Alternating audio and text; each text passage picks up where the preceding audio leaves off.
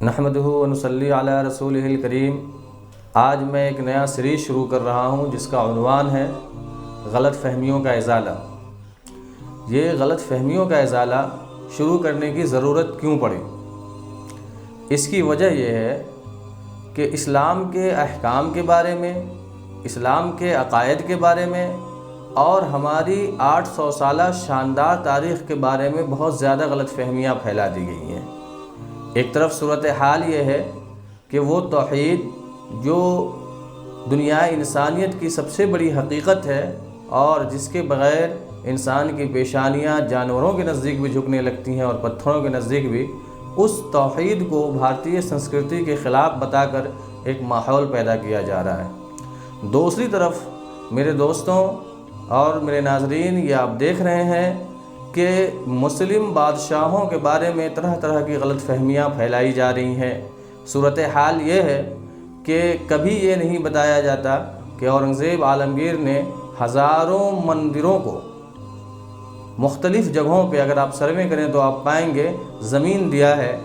اور بہت سارے پنڈتوں کی انہوں نے سرپرستی کی تھی اپنے زمانے میں۔ اس چیز کو کبھی نہیں بتایا جاتا، البتہ یہ جھوٹ ضرور بتایا جاتا ہے کہ انہوں نے بہت زیادہ مندروں کو توڑا ہے۔ بابری مسجد کا مسئلہ آپ کے سامنے ہے۔ پورے ہندوستان کی سیاست کو لگاتار اس کے ارد گرد رکھا گیا اور یہ بتا کر رکھا گیا کہ بابر نے وہاں پر رام مندر کو توڑ کر مسجد بنایا تھا، لیکن آج سپریم کورٹ نے بھی کہہ دیا کہ کوئی مندر وہاں پہ تھا ہی نہیں جسے بابر نے توڑا ہو، وہ تو خالی زمین پہ بنائی ہوئی ایک مسجد تھی۔ لیکن اس کا استعمال کر کے جس طرح سے نفرت پھیلایا گیا وہ ہم اور آپ جانتے ہیں، اور اس کا نقصان پورے ہندوستان کو ہوا۔ اس کی وجہ کیا ہے؟ اس کی وجہ یہ ہے کہ فسطائی طاقت جو 200 سال سے لگاتار محنت کر رہی تھی اور 1925 سے منظم انداز سے محنت کر رہی تھی، اس کے لیے یہ ممکن ہی نہیں تھا کہ بغیر ایک دشمن پیدا کیے ہوئے پورے ہندوستان کا استحصال کر سکیں، کیونکہ اگر بھارتی جنتا، ہندوستانی عوام جاگ جاتی تو نفرت پھیلانا اس کے بغیر اس کے لیے ممکن ہی نہیں تھا کہ ایک دشمن کریٹ کریں۔ اس لیے مسلمانوں کو ایک دشمن بنا کر کے اس نے یہ سارا کام کیا ہے، اور آج آپ دیکھ رہے ہیں کہ پورا ہندوستان اس نفرت کے چپیٹ میں ہے۔ فسطائی طاقتیں پوری طریقے سے ہندوستان کے، ہمارے اس بہترین ملک کے تمام شعبوں پہ اپنا قبضہ جما چکی ہیں، اور پھر اس کے بعد NRC اور یہ سٹیزنشپ امینڈمنٹ ایکٹ اور اس طریقے کی چیزیں لا کر کے پورے ہندوستان کو الجھائے رکھ رہی ہیں،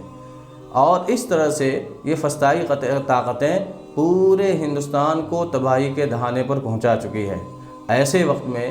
ضرورت اس بات کی محسوس ہوئی کہ ایک طرف ہندوستانی عوام کو بیدار کیا جائے اور دوسری طرف جمہوری انداز میں ان کے خلاف ایک مضبوط لڑائی لڑی جائے تاکہ مسئلہ کا حل ہو سکے۔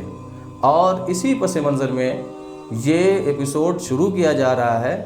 واضح ہو کہ اس سیریز کو شروع کرنے کا مقصد صرف یہ نہیں ہے کہ یہ ہمارے درمیان گردش کرتی رہے، بلکہ ہمارا اصل مقصد یہ ہے کہ ہمارے نان مسلمس برادرز جو ہیں، جو بھرانتیوں کے، غلط فہمیوں کے، مسکنسیپشنز کے شکار ہو چکے ہیں، ان تک بھی حقیقتوں کو پہنچایا جائے اور بتایا جائے کہ عقائد اسلام یا احکام اسلام یا پھر مسلمانوں کی تاریخ کے بارے میں کس طرح آپ کے ذہنوں میں زہر ڈالا گیا ہے۔ یہ زہر جھوٹ پر مبنی ہے۔ آپ سچائیوں کو جانیں گے تو جن ناموں سے آپ نفرت کرتے ہیں انہی ناموں سے شاید آپ کو محبت ہو جائے گی، اور اسی کے ساتھ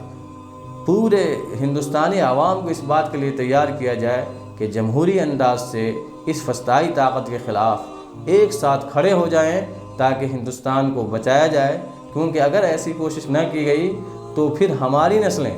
یعنی ہندوستان میں رہنے والے مسلمانوں، عیسائیوں، دلتوں، آدیواسیوں اور سکھوں اور دیگر طبقات کی نسلیں، یہ سب کی سب تباہ و برباد کر دی جائیں گی، غلام بنا لی جائیں گی، اور شاید وہ منوسمرتی دوبارہ یہاں نافذ کر دیا جائے گا جس کے تحت انسان کے ایک طبقے کو